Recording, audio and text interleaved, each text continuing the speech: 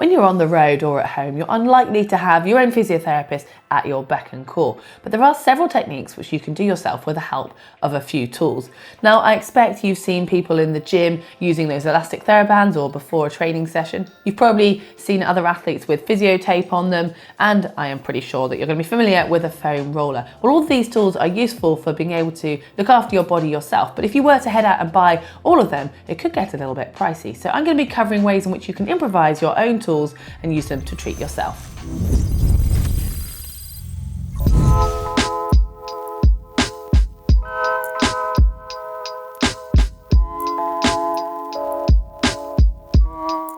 Balls are the answer for lots of niggles and tight areas, and you've got options of different sizes or firmness depending on what area that it is you need to focus on. If you have a golf ball, for example, that's perfect for the underside of your foot to help prevent plantar fascia and just to release your foot. And you can actually do this whilst sitting or standing, and you just roll your foot on top of the ball, and you can even do that whilst you're sat at your desk. If you do want a bigger ball for your foot or for other areas such as your glutes, but you still want the firmness of a golf ball, then a hockey or lacrosse ball is perfect for that. But if you are using it on your glutes and you're going to be lying on top of it, just make sure you use a softer surface, because if you try doing it on wood, you'll just find the ball slips out from underneath you. For something with a little more give, then the tennis ball is perfect, and usually the older the softer it is. And a bit of a hack with a tennis ball, if you've got one that's still got enough fluff on the outside, you can soak it in some water, pop it in the freezer, and then when you need to massage that really sore area, you've got a natural ice massage.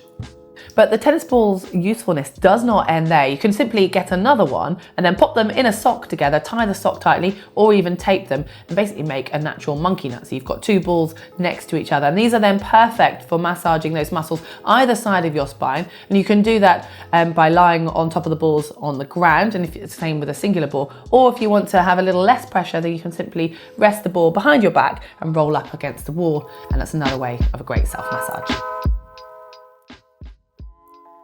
This next hack is along the same lines of doing self-massage, but it's closely related to the foam roller. So you want to take an old used water bottle and completely fill it with water, so much so that you need to make sure you hold it underneath the water whilst you put the cap on, and make sure all of the bubbles have come out so there's no air gaps at all.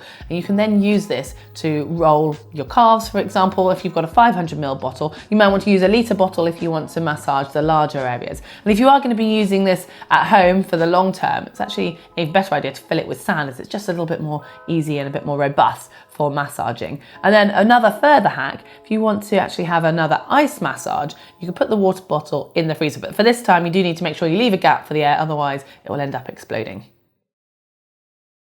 Sticking with the ice theme, if you get a cardboard cup and fill that with water, pop it in the freezer, and then it's a perfect massage tool for icing, say, sore shins, for example. You can basically hold the cup, cut off the rim, and then you can have a direct ice massage onto that area.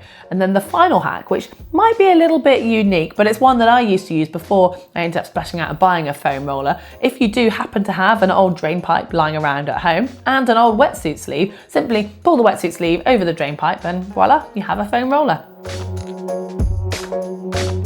This is an old one and it does involve women's clothing, but stay with me here. This is a replacement for the Physio THERABANDs. Now, those elastic bands aren't necessarily that much, but a pair of women's tights are free if you've got them at home already. Now, obviously, the thicker the tights, the more resistance they'll provide, but they can double up perfectly as an exercise THERABAND. But if you do want to borrow a pair from a female friend, I suggest you explain the usage first. You might be lucky enough to find a friend or a colleague who's willing to give you a massage. Well, if you are, don't rush out and buy some expensive massage oil, because you can actually delve into your cooking cupboard and find some cooking oil that will do the job. I personally prefer to use coconut or olive oil, but vegetable oil also works. Just bear in mind though, that if you do use vegetable oil, you might end up smelling a little bit like your next meal.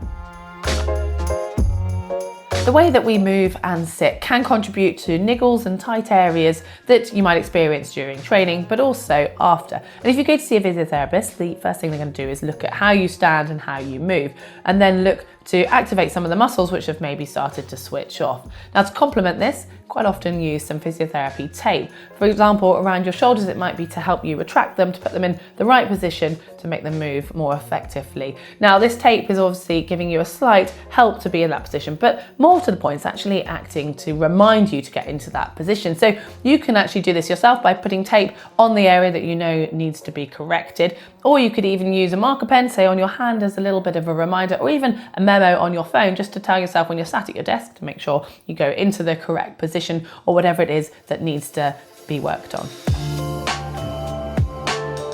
Sticking with posture, triathletes and cyclists tend to have an increased flexion in their thoracic spine and just tightness around this area. Now, as much as doing corrective exercises and making sure your posture is good is one thing, sometimes you do actually have to stretch out the area, and the perfect way to do this is to simply take a towel, roll it up, and then lie on it across the back of your thoracic spine, which will just naturally help to open up your spine in that direction. You can then take the towel and lay it in a vertical direction, so down the length of your spine, which will help to stretch and open up your shoulders in a slightly different direction.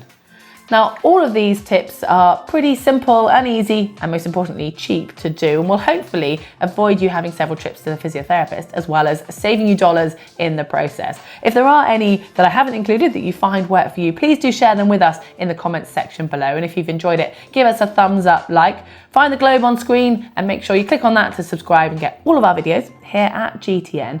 And if you've been struggling with plantar fasciitis, or you want to know more importantly how to prevent it, we've got a video on that just down here. And for a bike fit video that Fraser made, you can click on that one just here.